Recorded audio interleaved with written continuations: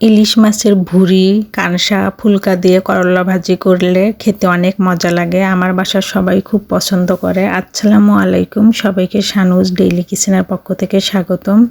আশা করি সবাই খুব ভালো আছেন, সুস্থ আছেন। আর আমার এই রেসিপিটা আপনাদের কাছে যদি ভালো লাগে থাকে অবশ্যই লাইক, কমেন্ট, শেয়ার ও ফলো দিয়ে রাখবেন। প্রথমে আমি দিয়ে দিলাম পরিমাণ মতো তেল, তারপরে দিয়ে দিলাম কাঁচামরিচ।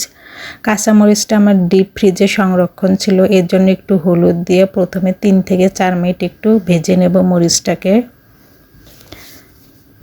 এখন দিয়ে দিচ্ছি পেঁয়াজ ও রসুন, দিয়ে 1 থেকে 2 মিনিট একটু ভেজে নেব। তারপরে দিয়ে দেব পরিমাণ মতো লবণ,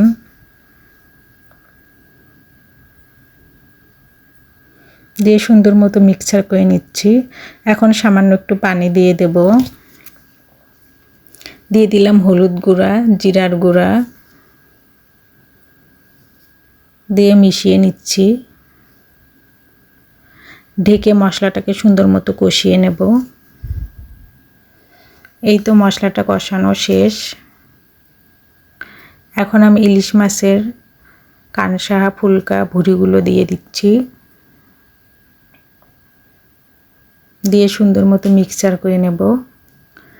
এখন দিয়ে দেব করলা, সঙ্গে আমি 2টা আলু দিয়েছি। এখন সব কিছু খুব সুন্দর মতো মিক্সচার করে নেব। আপনারা কে কে ইলিশ মাছের এইরকম কাটাকুটা দিয়ে করলা ভাজি খেয়েছেন অবশ্যই কমেন্ট করে বলবেন। আর যারা কখনো খাননি একবার হলেও ট্রাই করবেন, খেতে অনেক মজা লাগে। এই তো সব কিছু মেশানো শেষ। এখন আমি ঢেকে 5 মিনিট রান্না করব। ফিরে আসলাম 5 মিনিট পর, কিছুটা পানি বের হয়েছে। এখন আবারও নেড়ে চেড়ে ঢেকে 5 মিনিট রান্না করব। এর জন্য ঢেকে দিলাম। আবারও একটু নেড়ে চেড়ে দেব যাতে লেগে না যায়।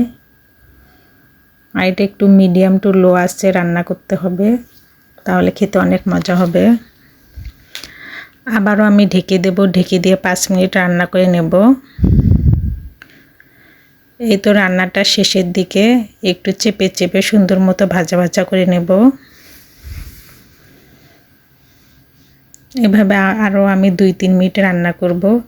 এই তো রান্না শেষ। দেখতে যেমন সুন্দর হয়েছে, খেতেও অনেক মজা ছিল। আপনারা একবার ট্রাই করতে পারেন। সবাইকে আমার ভিডিও দেখার জন্য ধন্যবাদ। সবাই আমার পেজটাকে লাইক, কমেন্ট, শেয়ার ও ফলো দিয়ে রাখবেন। আমার ইউটিউব চ্যানেলটাকে সাবস্ক্রাইব করে রাখবেন। সবাই আমার পাশেই থাকবেন, আমাকে বেশি বেশি করে সাপোর্ট করবেন। আমার রেসিপিটা কেমন লাগলো অবশ্যই কমেন্ট করে বলবেন। সবাই ভালো থাকবেন। আল্লাহ হাফেজ।